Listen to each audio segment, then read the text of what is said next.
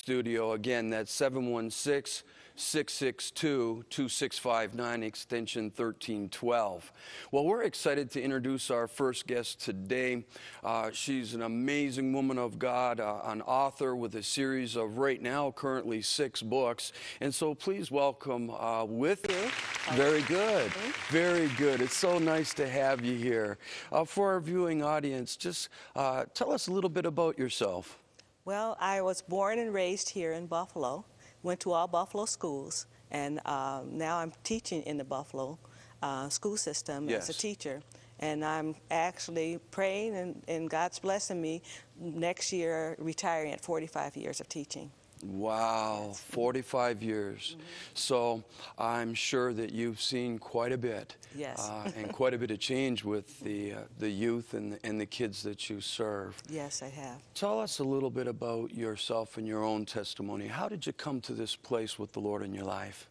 Well, one of the things that is a blessing to me, that I had praying and godly grandparents. Yes. And my grandmother was one of the focal persons in my life growing up, and she made sure that she came and she encouraged the grandchildren to come out with her to go to church. Yes. And so I started out very young, because probably that I was very tall at the time. In the 50s, I was very tall, and I was the size of probably a 6-year-old by the time I was 3 or 4. Wow. And so then I went on to Sunday school. Yes. And so one of the things that impressed me is that I can say, looking at the different types of Sunday school lessons, that the teacher would say, okay, when you pray, find your quiet place. I'm not sure if that really was the reason why I found my quiet place, but I was known to be sitting on my father's favorite chair in the living room, and sometimes the lights will be off and I'll be there by myself. But then that's what happened when I was started around 2, 3 years old. I was doing that. But then by the time I was really attending church, I was singing the songs that I learned from church, and I sing the songs I heard on the radio. And my older sister discovered that. And so I think that had a very significant effect on me. And by the time I was 7, I knew that I accepted. So Marilyn, with 45 years of teaching in the school board and this passion for writing, tell us a little bit how, you know, this thread of the kids and your passion for the kids and these children books, and how did this evolve for you? Well, again, I was trying to write, and I wrote different small stories, mostly science fiction, because I like science fiction. But then later on, I went to actually writing science journal writings and submitting articles into science journals. But then after, I started thinking about the stories I wrote as a child. Yes. And it's based off of my second book, Puddinhead and the Chalkboard. Yes. And it showed how I spent hours and hours of playtime on a chalkboard, designing stories. So that's where I call it the meat and potatoes of what Puddinhead is about, where all these creative stories that I did with my sisters are based off of what I remember and made into my stories. But what happens is that that's my background. But what happened is I know that my daughter, she's a missionary, and she came back from a conference, and she said, you know, Mom, the inner city kids, the poor inner city kids, have a lost people group number. And every group that they know, they number the world of all the different types of people groups. But the urban poor children in cities, in the large cities of the United States, they have a number now. Right. Meaning that they're unchurched. They don't know God. Right. And they don't have the family structure to introduce the spiritual life. Yes. And so all of a sudden it seemed to be that experience combined with my desire to write had its purpose, where I was writing stories of a little girl that had a spiritual life. And the children who are reading it now see that this is something that's possible. This is, for them, they don't have any clue who God is. Right. But they see little Puddinhead praying to God in their stories. And so then it turns out the children are really amazed. And I've had even children come to me because they're in my library at my school. Right. And they say, Miss Foote, is Puddinhead really praying to God? And I said, yes. And they are just like, wow. you know, that's amazing. Yes. So they're now getting a little bit of glimpse of what a spiritual life should be like for a child, and because they're not getting it from their family. No. You know what I think is amazing about this is that you had begun to write when you were a little girl. You began to format these things. And so many years later in your life, here it is manifested in these beautiful books. And if I may, you just have to see the colors, the pictures, and the content of your books is so amazing. And the thing that strikes me as so just amazing from a God perspective is that God has a plan and a purpose for our lives. He had a plan and a purpose for your life. He knew you before you were even formed in your mother's womb. Amen. And here you were as a child on your chalkboard, and you would format these stories, and you had this creative seed of destiny in you. And now here you are, a grown woman, 45 years, ready to retire as a teacher.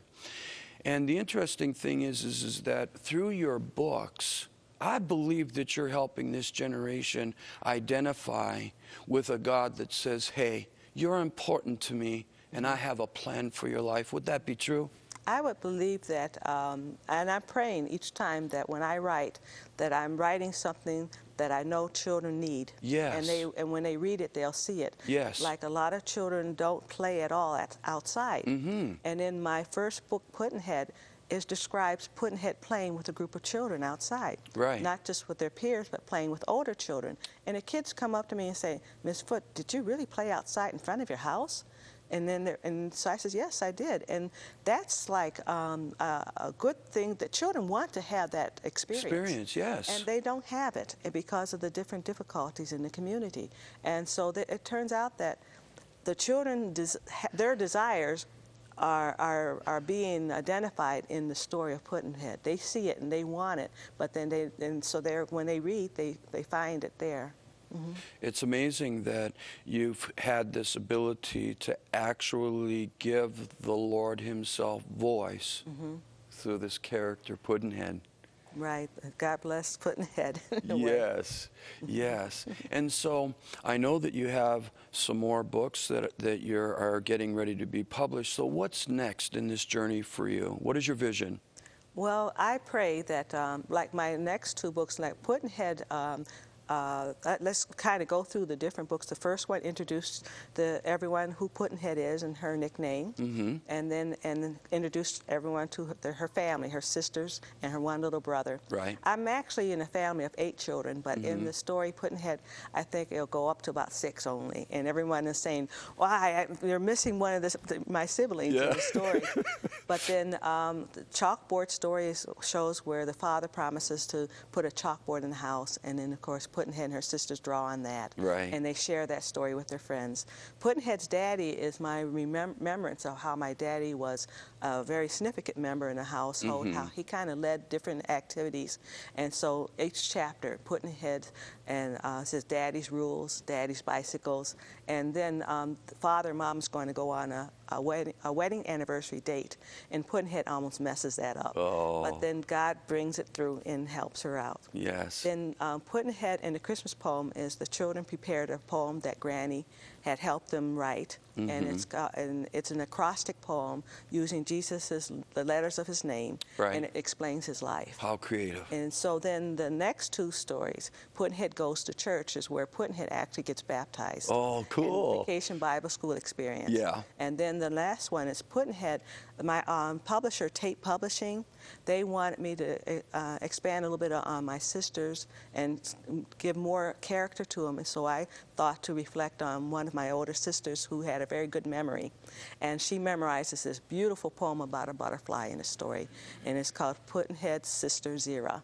And so that's those 2 are coming out by the summer. Right. All right. Well, can you just look into the camera and tell the folks what your website is? My website is Puddinhead, that's Puddinhead,